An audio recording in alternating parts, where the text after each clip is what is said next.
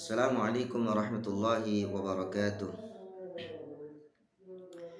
Bismillahirrahmanirrahim. Alhamdulillahirabbil alamin. Wassalatu wassalamu ala sayyidil mursalin Sayyidina Muhammadin wa ala alihi washabbihi ajma'in. Anak-anak sekalian, khususnya anak-anak kelas 3, bagaimana kabar kalian semuanya? Mudah-mudahan kalian tetap dalam kondisi sehat walafiat, tetap dalam lindungan dan bimbingan Allah Subhanahu wa taala.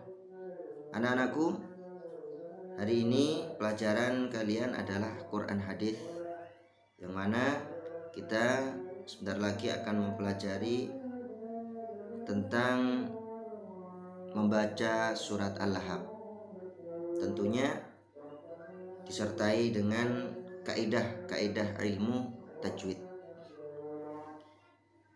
Sebelum Pak Ustadz lebih lanjut untuk membaca surat Al-Lahab, tentunya dipersiapkan terlebih dahulu Al-Qur'annya. Setelah itu kalian buka surat Al-Lahab, simak baik-baik, kemudian perhatikan dengan bersama bacaan surat Al-Lahab yang akan Pak Ustadz contohkan beserta kaidah tajwidnya.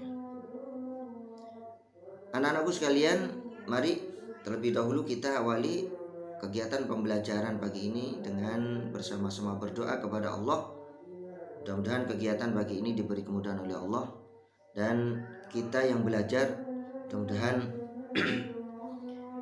mendapat ilmu yang bermanfaat di dunia dan bermanfaat di akhirat. Mari kita berdoa bersama. Bismillahirrahmanirrahim. Rabbi syrah li sadri wa yassir li amri wahlul 'uqdatam min lisani yafqahu qawli. Rabbi zidni ilma warzuqni fahma. Amin ya rabbal alamin. Baiklah anak-anak,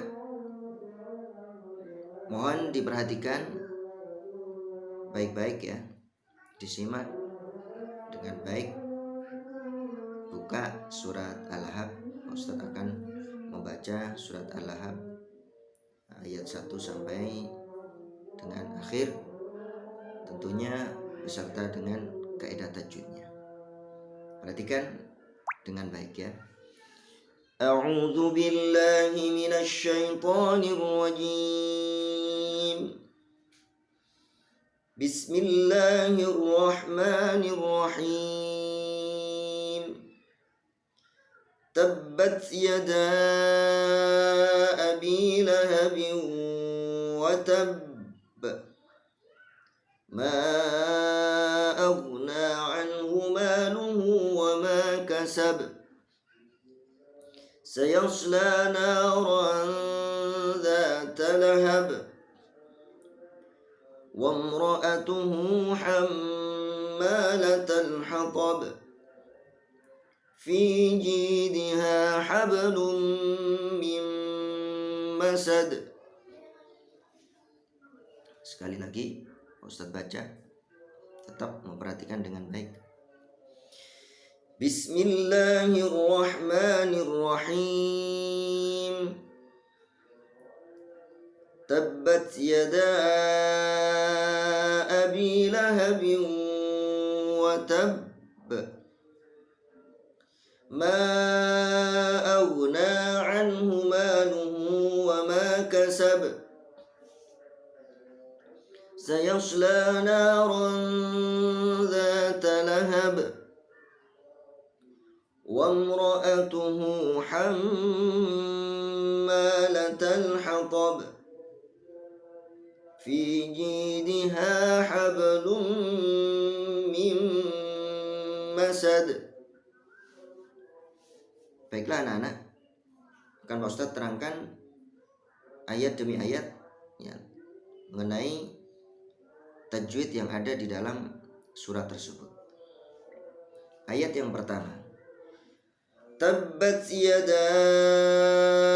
Di sana ada bacaan panjang yang lebih dari 1 alif. Artinya panjangnya harus 2,5 alif. Karena di sana terdapat hukum yang namanya mat jais munfasil. Tabbat yada abi lahabiu. Di situ tidak boleh kalian mempercepat bacaan. Tidak boleh lahabi watab, ya, lahabi watab, tapi ditahan dulu. Karena di sana ada hukum yang namanya idgham bi gunnah. Karena ada tanwin bertemu dengan waw. Tanwin yang berupa tanwin kasroten.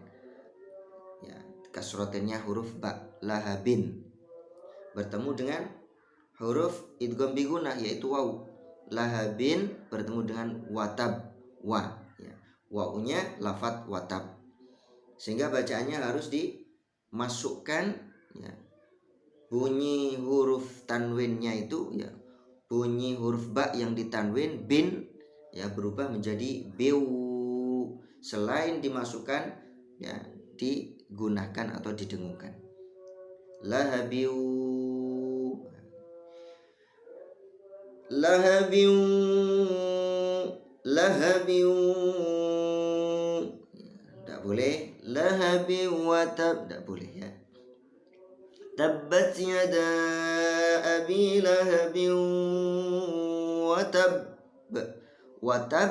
Nah, di sana juga ada hukum yang namanya qalqalah kubro, ya, qalqalah yang pantulannya besar.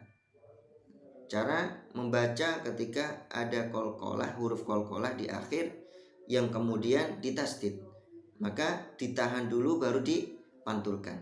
Watab, ya.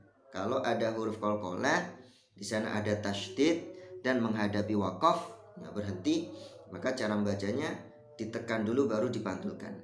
Tidak boleh langsung dipantulkan watab, watab. Nah, seperti itu tidak boleh, tapi ditekan dulu.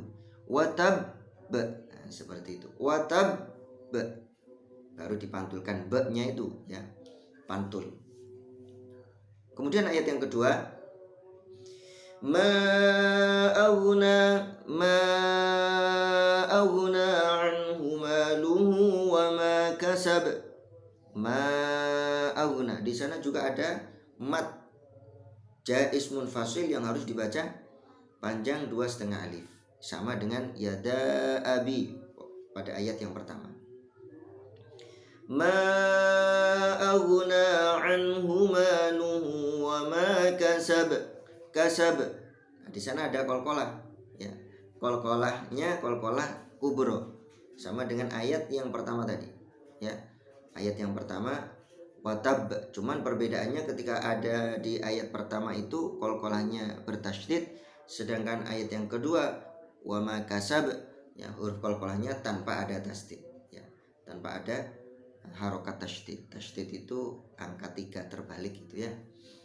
Nah, di sana sama-sama qalqalah kubro, cuman caranya membacanya saja yang berbeda, ya. Ketika ayat yang pertama ditekan dulu baru dipantulkan, ayat yang kedua langsung dipantulkan. Wa ma kasab, ya, wa ma kasab. Nah, seperti itu.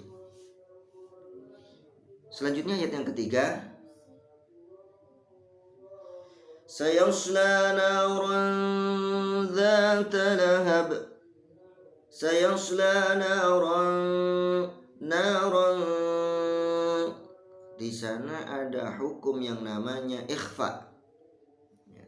Naran, ron tanwin fathatain, ya, bertemu dengan zal tipis yang ada titiknya, ya. Huruf zal pada lafadz dzata, ya. Naran, nah, itu cara membaca ikhfa. Jadi tidak boleh dibaca naron dzata lahab, naron dzata lahab. Kebiasaan-kebiasaan seperti itu kalian harus apa? Nah, merubah, ya. Harus dirubah, itu salah, ya. Salah. Sayasla naron dzata lahab. Lahab di sana juga qalqalah kubro, ya, sama. Ada huruf qalqalah yang ada di akhir kata yang menghadapi waqaf, baik itu mati asli, sukun asli, maupun sukun karena waqaf. Selanjutnya Wamra'atuhu hammalatal hatab. Di sana ditahan dulu. Selain ditahan dan didengungkan karena ada mim tasydid ya. Dimanapun saja kalau kalian menjumpai mim tasydid dan nun tasydid ya. Mim tasydid dan nun tasydid, maka jangan keburu-buru, ditahan dulu, didengungkan ya. Wamra'atuhu hammalatal hatab.